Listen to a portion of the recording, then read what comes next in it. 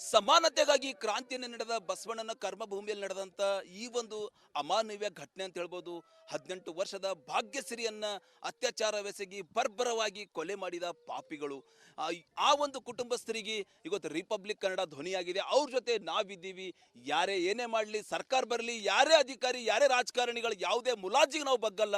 ಇವತ್ತು ಆ ಒಂದು ಕುಟುಂಬಸ್ಥರಿಗೆ ನ್ಯಾಯ ಸಿಗುವವರಿಗೆ ರಿಪಬ್ಲಿಕ್ ಕನ್ನಡ ಅವ್ರ ಜೊತೆ ಇರ್ತದ. ಯಾನಡ ಘಟನೆ ಆಯಿತು, ಘಟನೆಯ ಆ ಒಂದು ಭಾಗ್ಯಶ್ರೀಯ ಶವ ಪತ್ತೆಯಾಗಿತ್ತು. ಆ ಸ್ಥಳದಲ್ಲಿ ನಾವಿದ್ದೀವಿ, ನೋಡ್ಬೋದು ನೀವು. ಪಾಪಿಗಳು ಏನದಂದ್ರೆ ಮನೆಯಿಂದ ಆಕೆಯನ್ನು 29 ತಾರೀಕಿಗೆ ಕಿಡ್ನಾಪ್ ಮಾಡಿ 31 ತಾರೀಕಿಗೆ ಅವ್ರು ಕೇಸ್ ಕೂಡ ಕೊಡ್ತಾರೆ ಪೊಲೀಸ್ ಠಾಣೆಯಲ್ಲಿ.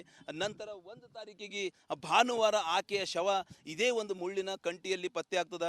ಆ ಸ್ಥಳದಲ್ಲಿ ರಿಪಬ್ಲಿಕ್ ಕನ್ನಡ ಎಕ್ಸ್ಕ್ಲೂಸಿವ್ ಆಗಿ ತೋರಿಸ್ತೀವಿ. ಇದೇ ಒಂದು ಮುಳ್ಳಿನ ಕಂಟಿ, ಈ ಗಿಡದಲ್ಲಿ ಆಕೆಯ ಶವ ಪತ್ತೆ ಆಗ್ತದೆ. ಏನು ಕುರಿ ಕಾಯೋರಿರ್ತಾರೆ ಅವ್ರೇನದಂದ್ರೆ ಮಾಹಿತಿ ಕೊಟ್ಟ ನಂತರ ಆ ಕುಟುಂಬಸ್ಥರು ಓಡೋಡಿ ನೋಡ್ಬೋದು. ಈ ಸ್ಥಳದಲ್ಲಿ ಆಕೆಯ ಶವ ಬಿದ್ದಿರುವ ಸ್ಥಳ ನಾವು ತೋರಿಸ್ತೀವಿ. ಇದೇ ಒಂದು ಸ್ಥಳದಲ್ಲಿ ಆ ಒಂದು ಯುವತಿಯ ಶವ ಏನದಂದ್ರೆ ಪತ್ತೆ ಆಗ್ತದೆ. ತಕ್ಷಣವೇ ಕುಟುಂಬಸ್ಥರು ಓಡೋಡಿ ಅಳುತ್ತಾ ಬೀಳುತ್ತಾ ಇಲ್ಲಿ ಬಂದಿರೋದನ್ನ ಸಾಕಷ್ಟು ಒಂದು ಆಕ್ರಂದನ ಈ ಒಂದು ಸ್ಥಳದಲ್ಲಿ ಮುಗಿಲು ಮುಟ್ತದೆ. ನಂತರ ಇದೇ ಒಂದು ಸ್ಥಳದಲ್ಲಿ ಏನು ಈಗಾಗಲೇ ನಾವು ನಿಂತೀವಿ, ಈ ಸ್ಥಳದಲ್ಲಿ ಪೊಲೀಸರು ಪೋಸ್ಟ್ ಮಾರ್ಟಮ್ ಮಾಡಿ ಆ ಒಂದು ಕುಟುಂಬಸ್ಥರಿಗೆ ಆಕೆಯ ಶವ ಕೂಡ ಕೊಡ್ತಾರೆ. ಈ ಒಂದು ಘಟನೆಯ ಸುದ್ದಿ ಎಲ್ಲೆಡೆ ಹರಡಿದ ನಂತರ ಸಾಕಷ್ಟು ಇಡೀ ಕಲ್ಯಾಣ ನಾಡಿನಲ್ಲಿ ಸಾಕಷ್ಟು ಹೋರಾಟ, ಪ್ರೊಟೆಸ್ಟು, ಸಾಕಷ್ಟು ಜನ ಆಕ್ರೋಶಕ್ಕೆ ಪಡಿಸ್ತಾರೆ. ಕೊನೆಗೂ ಏನದಂದ್ರೆ ಆ ಒಂದು ಕುಟುಂಬಸ್ಥರು ನಮ್ಮ ಸಾಕಷ್ಟು ಹೋರಾಟ, ಜನಪ್ರತಿನಿಧಿಗಳು, ಶಾಸಕರು, ಸಚಿವರು ಬಂದ್ರು ಬಿ ನಮ್ಮ ಮಗಳು ಮತ್ತೆ ಹುಟ್ಟು ಬರ್ತಾಳೇನು, ನಮ್ಮ ಮಗಳು ನಮಗೆ ಬೇಕು ಅಂತ ಹೇಳೋರು ಕಣ್ಣೀರು ಸುರಿಸ್ತಾ ಇದ್ದಾರೆ.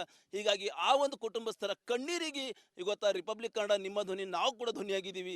ಸರ್ಕಾರ, ಗೃಹ ಸಚಿವರು, ಮುಖ್ಯಮಂತ್ರಿ ಕೂಡ ಧ್ವನಿಯಾಗುವ ಮೂಲಕ ಇಂಥ ಘಟನೆ ಶರಣರ ನಾಡಿನಲ್ಲಿ, ರಾಜ್ಯದಲ್ಲಿ, ಕಲ್ಯಾಣ ಟೋಟಲಿ ರಾಜ್ಯದಲ್ಲಿ ಎಲ್ಲೂ ನಡಿಬಾರ್ದು ಅನ್ನೋದು ಒತ್ತಾಯ ಇವತ್ತು ಸಾಕಷ್ಟು ಜನರಾಗ್ಯದ ಅಂತ ಹೇಳ್ಬೋದು.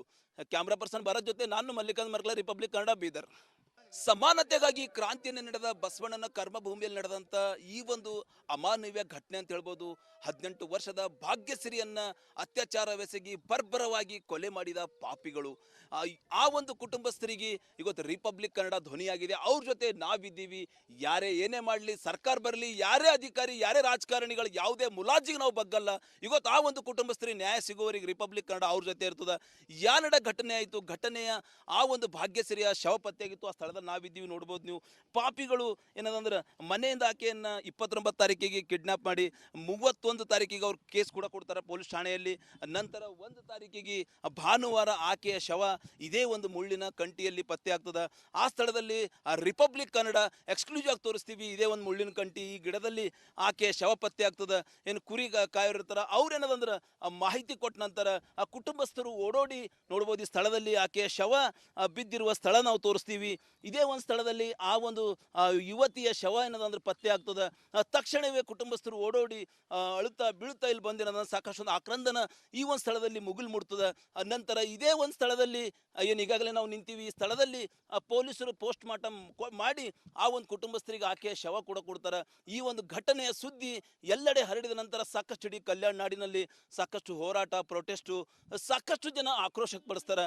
ಕೊನೆಗೂ ಏನದಂದ್ರೆ ಆ ಒಂದು ಕುಟುಂಬಸ್ಥರು ನಮ್ಮ ಸಾಕಷ್ಟು ಹೋರಾಟ, ಜನಪ್ರತಿನಿಧಿಗಳು, ಶಾಸಕರು, ಸಚಿವರು ಬಂದ್ರು ಬಿ ನಮ್ಮ ಮಗಳು ಮತ್ತೆ ಹುಟ್ಟು ಬರ್ತಾಳೇನು, ನಮ್ಮ ಮಗಳು ನಮಗೆ ಬೇಕು ಅಂತ ಹೇಳೋರು ಕಣ್ಣೀರು ಸುರಿಸ್ತಾ ಇದ್ದಾರೆ. ಹೀಗಾಗಿ ಆ ಒಂದು ಕುಟುಂಬಸ್ಥರ ಕಣ್ಣೀರಿಗೆ ಇವತ್ತು ರಿಪಬ್ಲಿಕ್ ಕನ್ನಡ ನಿಮ್ಮ ಧ್ವನಿ, ನಾವು ಕೂಡ ಧ್ವನಿಯಾಗಿದ್ದೀವಿ. ಸರ್ಕಾರ, ಗೃಹ ಸಚಿವರು, ಮುಖ್ಯಮಂತ್ರಿ ಕೂಡ ಧ್ವನಿಯಾಗುವ ಮೂಲಕ ಇಂಥ ಘಟನೆ ಶರಣರ ನಾಡಿನಲ್ಲಿ, ರಾಜ್ಯದಲ್ಲಿ, ಕಲ್ಯಾಣ ಟೋಟಲಿ ರಾಜ್ಯದಲ್ಲಿ ಎಲ್ಲೂ ನಡಿಬಾರ್ದು ಅನ್ನೋದು ಒತ್ತಾಯ ಇವತ್ತು ಸಾಕಷ್ಟು ಜನರಾಗ್ಯದ ಅಂತ ಹೇಳ್ಬೋದು. ಕ್ಯಾಮ್ರಾ ಪರ್ಸನ್ ಭರತ್ ಜೊತೆ ನಾನು ಮಲ್ಲಿಕಾರ್ಜುನ್ ಮರ್ಕಲ, ರಿಪಬ್ಲಿಕ್ ಕನ್ನಡ, ಬೀದರ್. ಬಸವ ಕಲ್ಯಾಣ ತಾಲೂಕಿನ ಗುಣತೀರ್ಥ ವಾಡಿಯಲ್ಲಿ ನಡೆದಂಥ ಘಟನೆ ಅಂತ ಹೇಳ್ಬೋದು. ಏನು 18 ವರ್ಷದ ಯುವತಿಯ ಮೇಲೆ ಕಾಮಕರು ಅತ್ಯಾಚಾರ ಮಾಡಿ ಬರ್ಬರವಾಗಿ ಕೊಲೆ ಮಾಡಿದ್ದಾರೆ. ಅವ್ರ ಮನೆ ಮುಂಭಾಗದಲ್ಲಿ ನಾವಿದ್ದೀವಿ.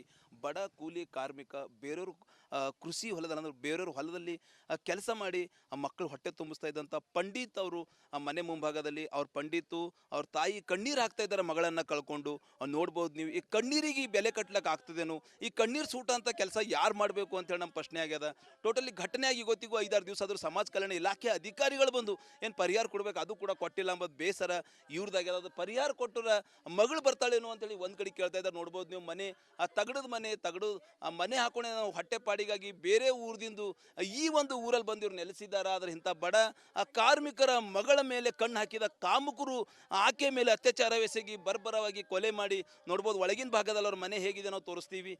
ಟೋಟಲಿ ಏನದಂದ್ರೆ ದಿನ ಬೆಳಗಾದ್ರೆ ಕೂಲಿ ಮಾಡಿ ಕೂಲಿ ಮಾಡಿ ಏನದಂದ್ರೆ ಬದುಕಂತ ಕುಟುಂಬಸ್ಥರು ಒಂದು ದಿವ್ಸ ಕೂಲಿ ಮಾಡ್ಲಾದ್ರು ಹೊಟ್ಟೆ ತುಂಬಲ್ಲ. ಅಂಥ ಬಡ ಕಾರ್ಮಿಕನ ಮಗಳ ಮೇಲೆ ಏನಂದ್ರೆ ಕಾಮುಕರು ಕಣ್ಣು ಹಾಕಿ ಬರ್ಬರವಾಗಿ ಹತ್ಯೆ ಮಾಡಿದ್ದಾರೆ. ಈ ಒಂದು ಘಟನೆ ಇಡೀ ಒಂದು ಕಲ್ಯಾಣ ನಾಡಿನಲ್ಲಿ ಸಾಕಷ್ಟು ಒಂದು ಸಂಚಲನ ಮೂಡಿಸಿದೆ. ನೋಡ್ಬೋದು ನೀವು ಎಷ್ಟು ತೀರಾ ಬಡವರು ಆ ಒಂದು ಬಡತನದಲ್ಲಿದ್ದಂಥ ಈ ಒಂದು ಕುಟುಂಬಸ್ಥರ ಮೇಲೆ ಆದಂಥ ದೌರ್ಜನ್ಯಗ ಇವತ್ತಿನ ಬೆಲೆ ಕಟ್ಲಕ್ಕಾಗಲ್ಲ. ಈ ಒಂದು ನೊಂದ ಕುಟುಂಬಸ್ಥರೊಂದಿಗೆ ರಿಪಬ್ಲಿಕ್ ಕನ್ನಡ ನಾವು ಧ್ವನಿಯಾಗಿದ್ದೀವಿ. ಇವ್ರಿಗೆ ನ್ಯಾಯ ಸಿಗುವವರೆಗೆ ಸತತವಾಗಿ ಸುದ್ದಿಗಳನ್ನು ಪ್ರಸಾರ ಮಾಡ್ತೀವಿ. ರಾಜ್ಯದ ಮುಖ್ಯಮಂತ್ರಿ, ಗೃಹ ಸಚಿವರು ಈ ಒಂದು ಕುಟುಂಬಸ್ಥರಿಗೆ ನ್ಯಾಯ ಕೊಡಲೇಬೇಕು. ಒಳಗಿನ 2 ತಗಡದ ರೂಮ್ ನೋಡ್ಬೋದು ನೀವು.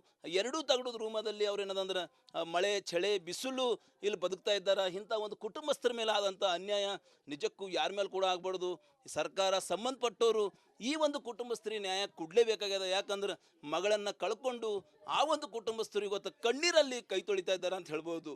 ಕ್ಯಾಮ್ರಾ ಪರ್ಸನ್ ಭರತ್ ಜೊತೆ ನಾನು ಮಲ್ಲಿಕಾರ್ಜುನ್ ಮರ್ಕಲ, ರಿಪಬ್ಲಿಕ್ ಕನ್ನಡ, ಬೀದರ್.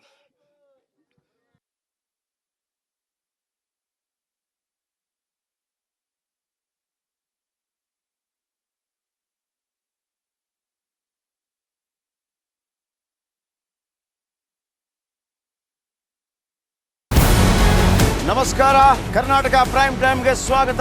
ನಾನು ಜಯಪ್ರಕಾಶ್ ಶೆಟ್ಟಿ. ಇಡೀ ಕರ್ನಾಡು ಇವತ್ತು ರೆಬೆಲ್ ಆಗಿ ನಿಂತಿದೆ.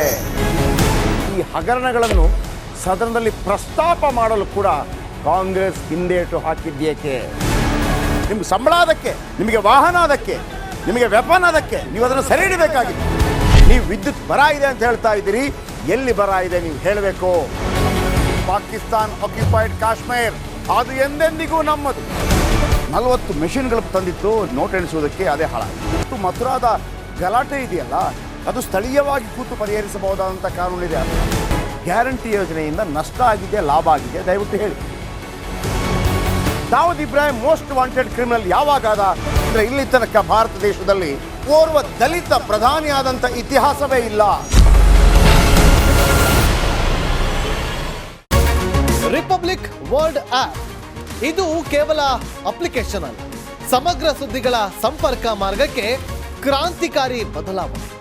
ರಿಪಬ್ಲಿಕ್ ವರ್ಲ್ಡ್ ಆಪ್ ಕೇವಲ ಸುದ್ದಿ ಅಪ್ಲಿಕೇಶನ್ ಅನ್ನ ಪರಿಚಯ ಮಾಡ್ತಾ ಇಲ್ಲ, ಬದಲಾಗಿ ಡಿಜಿಟಲ್ ಸುದ್ದಿ ಬಳಕೆಯ ಹೊಸ ಯುಗಕ್ಕೆ ನಾಂದಿ ಹಾಡ್ತಾ ಇದೆ. ಇದೊಂದು ಬ್ರೇಕಿಂಗ್ ನ್ಯೂಸ್, ಪ್ರಭಾವಶಾಲಿ ಕಾರ್ಯಕ್ರಮಗಳಿಗೆ ಗಟ್ಟಿಯಾದ ವೇದಿಕೆ. ರಿಪಬ್ಲಿಕ್ ವರ್ಲ್ಡ್ ಅಪ್ಲಿಕೇಶನ್ ಈಗ ಲೈವ್ ಆಗಿದೆ. ಗೂಗಲ್ ಪ್ಲೇ ಸ್ಟೋರ್ ಮತ್ತು ಆಪಲ್ ಆಪ್ ಸ್ಟೋರ್ ಎರಡರಲ್ಲೂ ಲಭ್ಯವಿದೆ. ಈಗಲೇ ಡೌನ್ಲೋಡ್ ಮಾಡಿ.